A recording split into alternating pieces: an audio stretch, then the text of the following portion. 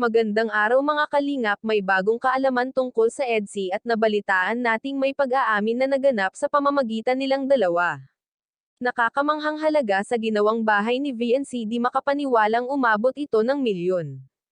Kaya ito na ang pinakamalaking bahay sa lahat na pinagawan ng kalingap.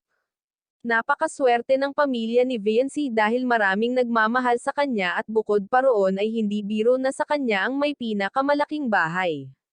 Tungkol sa kanilang love team ni Edo, isinantabi nila ang pagiging love team at nag-usap ng seryoso sa maaaring totoong feelings nila sa isa't isa at ikinampirma ni Edo na kung gusto ni VNC na palitan si Edo na maging kapareha niya ay ayos lang naman sa kanya.